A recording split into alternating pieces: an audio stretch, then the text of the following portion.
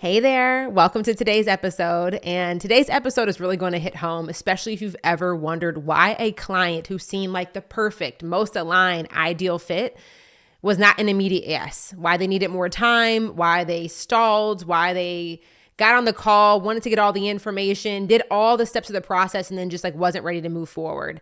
Because one thing that I've learned over the years, and one thing that I hope that you really gained from this episode, is that it's not always about pricing.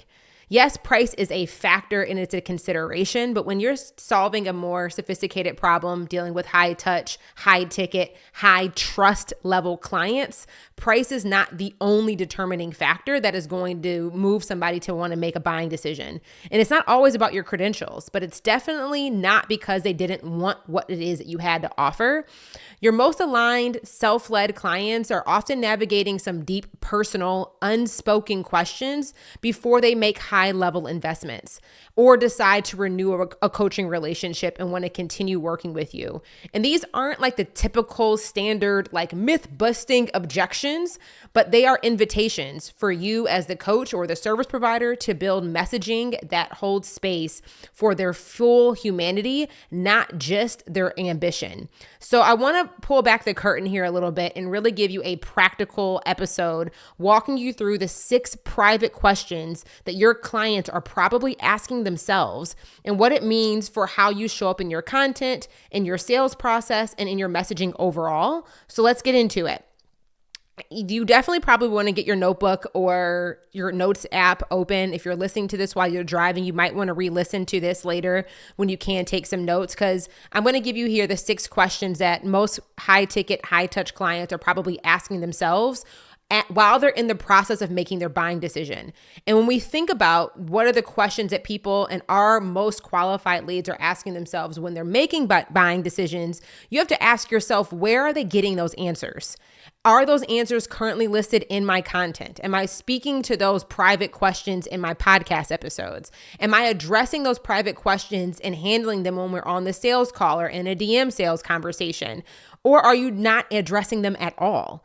And I think that as you have been listening to this season of the podcast and really discussing what this perception gap is, when you're dealing with higher ticket, higher trust, more sophisticated approaches to making buying decision type of clients, yes, they need to know the deliverables. Yes, they need to know that you can actually deliver what it is that you're promising. Yes, they need to be able to trust you as an individual. But part of the job here is also to align your messaging with how they are approaching making buying decisions.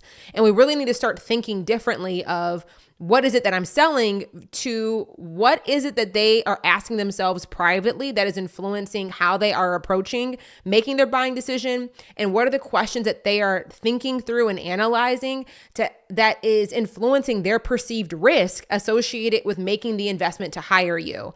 And then thirdly, here, we need to start asking ourselves, what are the questions that they're asking and where are we giving them those answers? Because if you're not addressing these things anywhere, that might be the reason why they're not buying.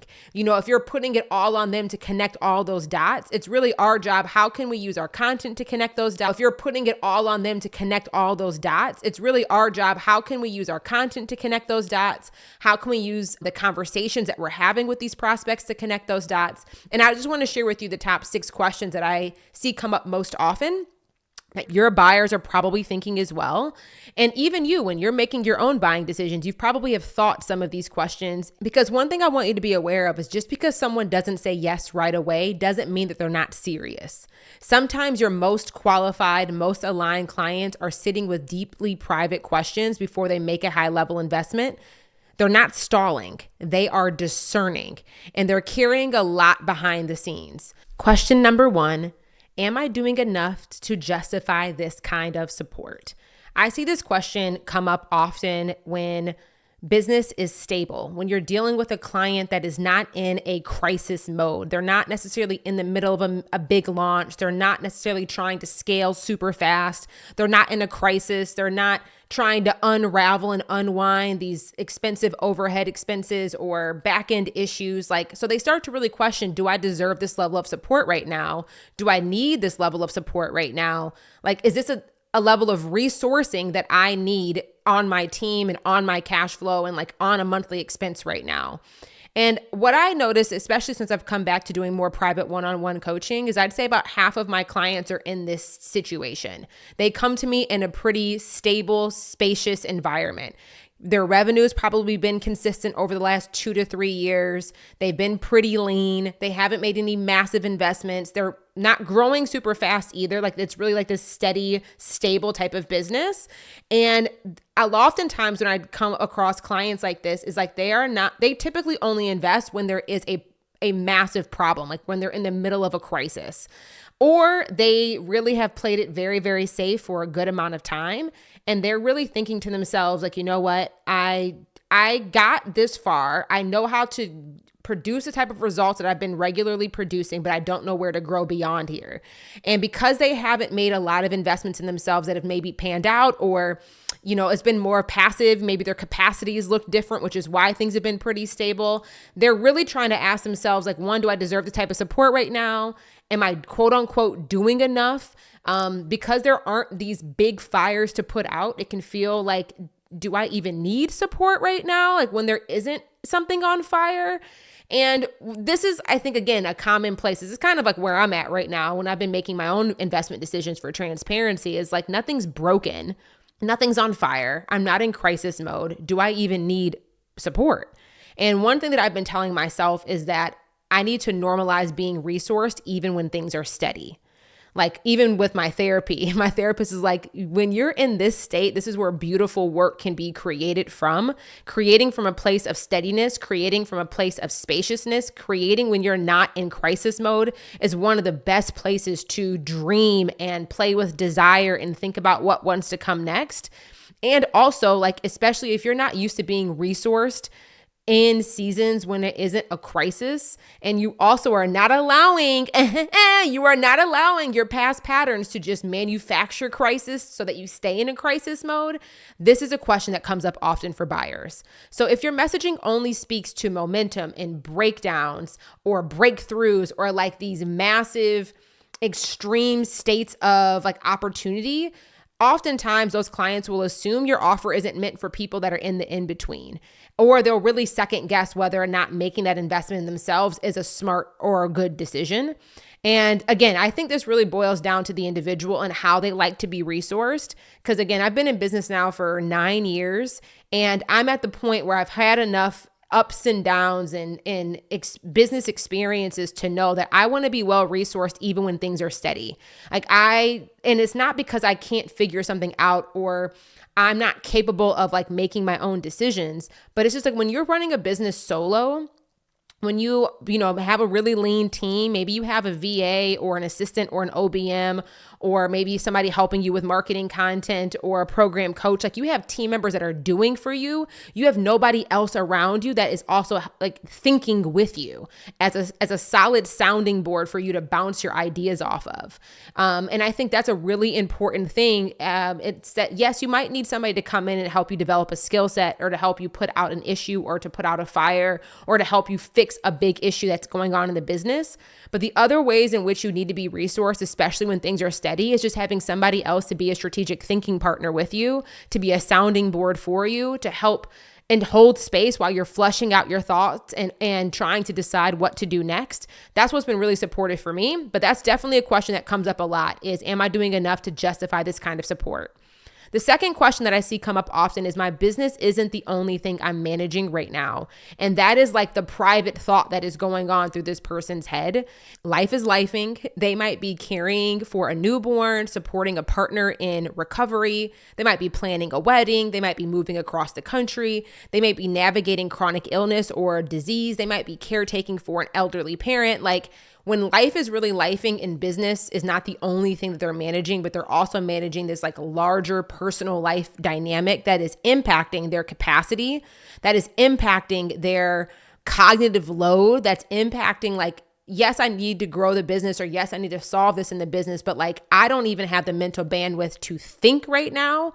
They're not backing out or hesitating, but they are assessing their capacity. They want to know, will this support actually hold me? Or will it demand more of me? And I think that's a really important distinction. when you are in a state where your capacity is very tight and very limited because of whatever life is going on, which life will always be going on, and that is kind of the question that your prospect is holding, we need to also think about like what type of support is best supportive for them in that season. And the skill, like if it's private one-on-one, that might be actually really beautiful because you can tailor the dynamic with that individual and go with the ebbs and flows of what their capacity allows. But if you're selling more of a curriculum-based offer or teaching more of a skill set driven type of thing, you really need to do your job and do your due diligence in helping them identify, is this the most pressing problem with the limited capacity that they have? And I think when I'm in the middle of a sales conversation with a prospect who's navigating that, that's a lot of what my questioning during the sales conversation is focused around, is really helping them pinpoint, yes, you have limited capacity. Yes, there's multiple things that are going on in the business. One, how do you want to be resourced? And two, what is the highest leverage problem for you to solve right now? And that might be a problem in the business, but it might just be like the problem that needs to be solved might just be space where they can be held. Like the time with you on the coaching calls or the time with you in your meetings is for them to do their thinking, because outside of that scheduled time with you, they don't have time to really do deep work thinking. So highlight the kind of support that frees up their energy, not drains it and feels like another thing on their to-do list. Question number 3 is this going to create meaningful momentum or just add more to my plate? And I think this is coupled with question number 2, but a little bit different of how that question kind of holds space in somebody when they're making a buying decision, is that they've been probably burned before by containers that overpromised or underdelivered. They've maybe, hired team members that said that they can do all these things. And when it comes down to it, that person really was like basic level. They were having to over micromanage that individual's deliverables because their experience didn't actually line up with what they said they could actually do. Like they've had some history. And this is, I think, especially true when you're dealing with a more seasoned individual that you are looking to come on board and looking to convert, either seasoned in their business or they've been around the block. Like they've made multiple investments in themselves that maybe have or have not panned out. And the biggest thing here is that now they're just more discerning. They're not as naive or quick triggered to make the buying decision without really doing their due diligence. They are just much more discerning in their approach to making their buying decision. So they don't want necessarily more quote unquote of these external deliverables that people have been promising, but they want better. They want higher quality. They want to make sure there's contextual specificity. They want to make sure the nuance aligns with what they are personally experiencing in the business. Because again, they just are using a higher level of discernment to make their buying decision. And I think this is kind of true across the board right now. Like I feel like this is something that I'm noticing with my clients who are dealing with their clients, is that like people are just like not making lazy buying decisions right now. I think coupled with the sophistication of these individuals that we're selling to, many of us are not people's first stop. Like many of us are selling something to somebody who has had some level of exposure or experience to whatever it is in some capacity. But couple that with what's going on economically right now, like people are just more discerning before they make a buying decision. And your messaging should show the difference between like that noise and that continuously focusing on like these are all the deliverables, but really your messaging should be doing a good job of supporting the prospect through their discernment. Like that, and that's what I mean by going at greater levels of depth in your messaging when you're trying to articulate not only what you do, but articulating your perspective to how you do it, and also articulating who is the best fit at what state and what season and what state of time best aligns with that. So make it clear how your process is lean, strategic, personalized, like make it really clean and in your messaging and how you're articulating the value of your offer to align with the level of discernment your buyer is applying to that decision making. Question number 4 is, do I need this if I'm not actively struggling? And I think, again, this is kind of similar to number 1, but a slightly different dynamic, because this is a really big one. They're realizing that support isn't just for moments of survival, but it's for sustainability. And that's really what they're coming to terms with. I think, again, if you're dealing with a more sophisticated buyer, and especially somebody who's been more seasoned, I really notice this being a question that somebody is privately asking themselves when you're dealing with a really seasoned buyer. And what I mean by that is, like, for example, I'm 9 years in a business, like I mentioned. When I'm even hiring my own VA right now or hiring team to come on and support me, I am way more discerning on whether or not I need the help versus can I use AI? Can I set up an automation, or is it just faster for me to do it myself? And the reason being is because it's like, I've been around the block. It's not that I don't know how to do the thing.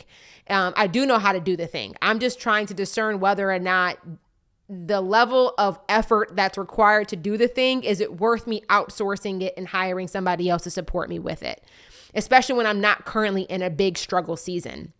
And I think that is something true, again, when you're dealing with more seasoned buyers, is that oftentimes they've made the mistake of hiring out of pressure and out of impulse before. They have made the mistake of hiring out of desperation before. They have made the mistake of abdicating themselves of the responsibility that they need to hold and just hire somebody to come in and be like, solve all my issues. They've made those mistakes before. So now when they are hiring, they're just being much more discerning because they know that they cannot just totally abdicate themselves of any responsibility when they're hiring whoever it is that they're hiring.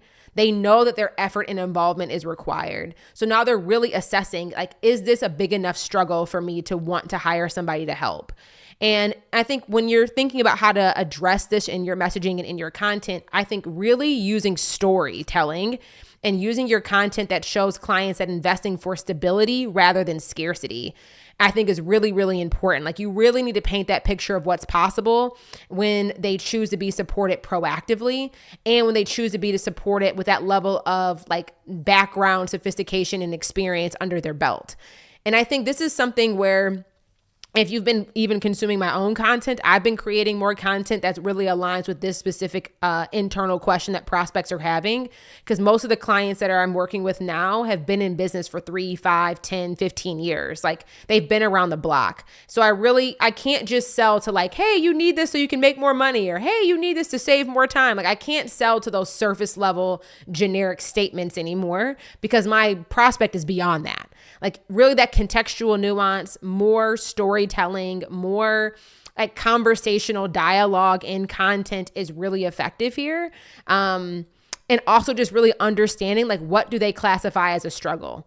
What experience have they had? What have they already gone through? What are the mistakes that they have made that they're trying to avoid making with the hires that they're implementing now? And it does require me really pinpointing that again, that contextual nuance with the prospect when I'm thinking about my messaging and my content, to make sure I'm landing where they are for that more sophisticated in-season buyer. But I see that question come up a lot when you're dealing with converting clients and working with clients who are more further along, who've been around the block a little bit longer, versus when you're dealing with maybe like first-time purchasers who are maybe newer to what it is that you do.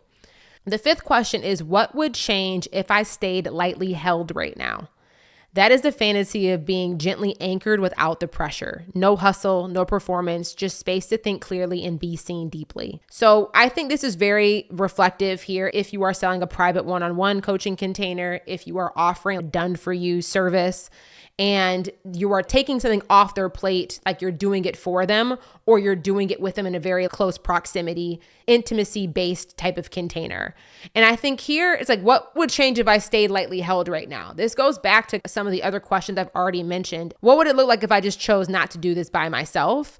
And what would be the benefits, the pros, the cons, the consequences, and the trade-offs of like me choosing to invest in something where I do feel held versus just being taught what to do? And here you really want to show what it looks like to be held in a high trust, close proximity type of container. This also could work for like really intimate masterminds, or if you're like offering an upsell to a digital course where you're offering up like, hey, there's a small community that we're going to have for anybody that upgrades. Like, think of this as like these close proximity, intimacy based offers, because they're looking for a high trust space for them to be held, for them to be seen, for them to have space to externally process. They're not looking for another place where they need to perform and do a bunch of stuff.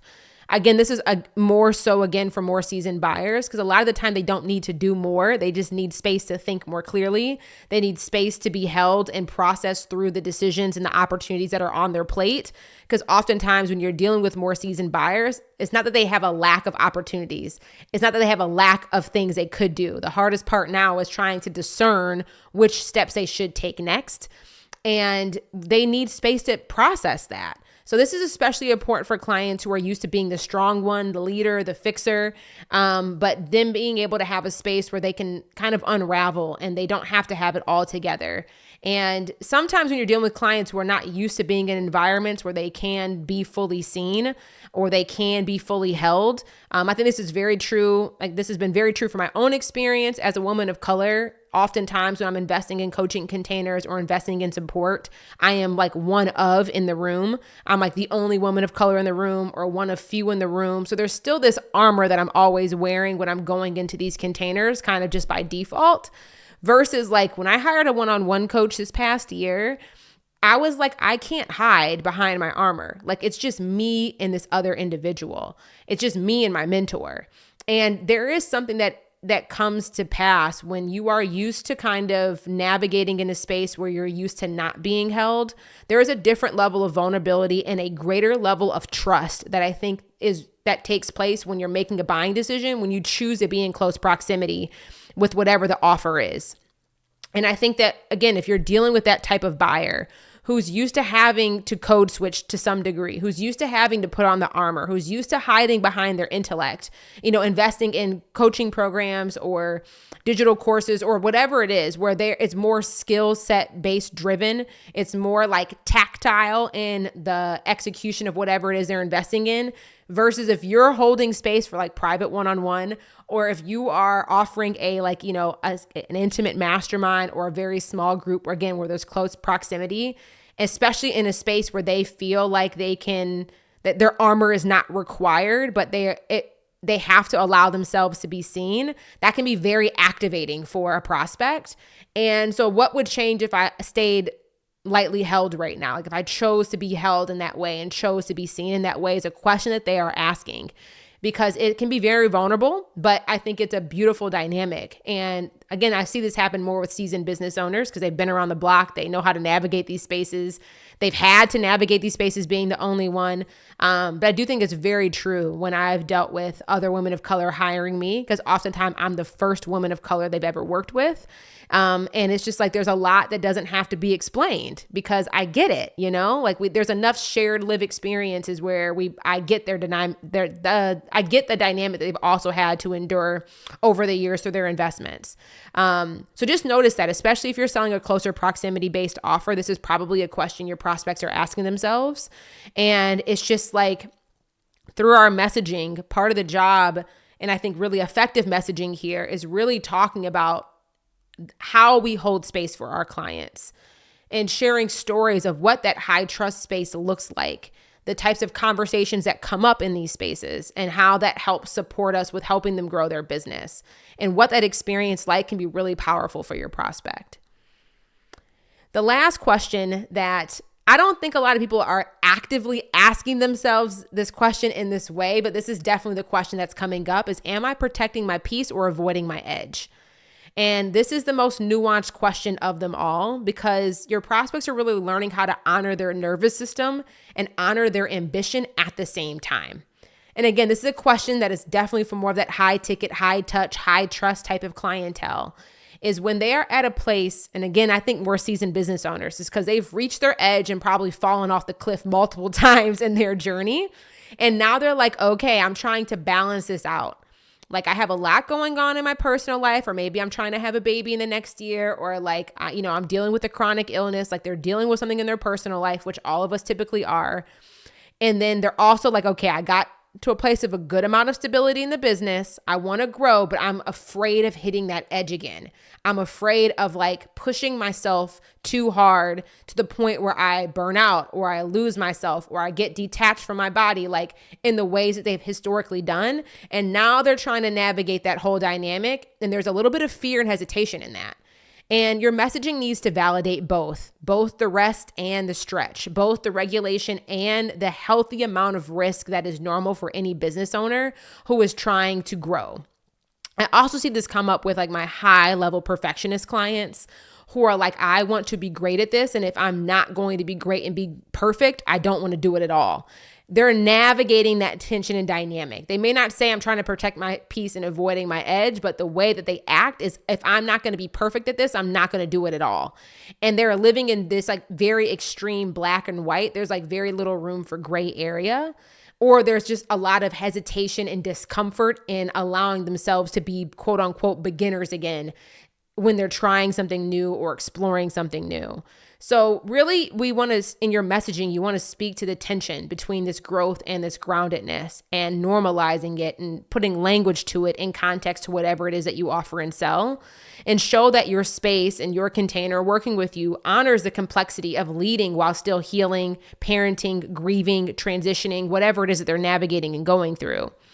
I really hope this gives you something else to think about, because when you're thinking about creating content and thinking about messaging, I want you to also start thinking about what are the private questions that my prospects are asking themselves when they are making buying decisions, and how can I align my messaging in my content before somebody gets on a sales call to support these types of internal dialogue that they're having with themselves. And this is what I really hope you take away from this, that if a client hesitates before investing, it does not always mean that they're ghosting you. It doesn't necessarily mean that they even doubt you, or they don't respect you, or they don't trust you, or they don't think you're good enough. Oftentimes, most of the time, it's discernment that they are navigating. It is life that they're trying to evaluate and how much they can hold right now. Sometimes it's a sacred pause to ensure they're choosing support that aligns with who they are now, not who they were 6 months ago, a year ago, or 2 years ago. Like they might be trying to slow down their decision making versus, especially if they used to be fast guns, they would hear something, yep, I want it, buy it, doop, and then they immediately have buyer's regret. Like they might be trying to change their approach to how they're making buying decisions. And again, this is what I see most often with high trust, high touch, high ticket offers that you're selling, especially if you're dealing with more seasoned and mature business owners.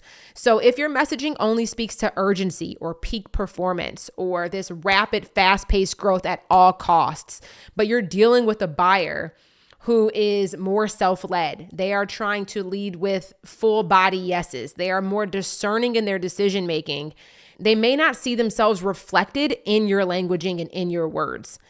So you want to make sure that your content creates space for their full humanity, for their ambition, their healing, their real lived in life experiences that they're going through right now.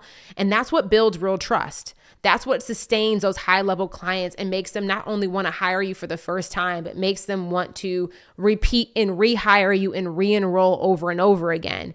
And that's what turns thoughtful maybes into really heart-filled yeses. This requires you naming and knowing who your prospect is at an intimate level. If you are listening to this, I can guarantee there's a level of depth that is currently missing in your messaging because you are not really speaking to that specific person at that specific moment in time. And I really hope this gives you some food for thought for what you can be infusing into your content, into your messaging, and just being more forthcoming with and naming and claiming who it is that you serve and support and how your offer really aligns with that depth of understanding that they really are looking for right now. So thank you so much for listening to this episode. If this resonated with you, I would love for you to take a moment, leave a review. It means a ton. It helps this podcast get out to other people just like you. So I really appreciate it. But share this with somebody else, maybe your business bestie, drop this in your group chat and really start to think about this. Ask your business besties, like, what are the questions that you thought about before you made the last buying decision that you made?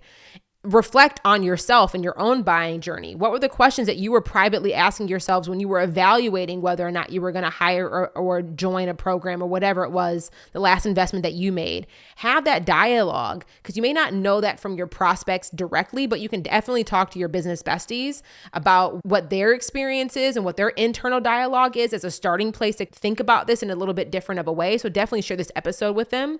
And if you have any other insights or any other questions, feel free to tag me on Instagram at Jerisha Hawk or send me a DM. I would love to continue the conversation. But I really hope you enjoyed this one, and I cannot wait to see you in the next episode.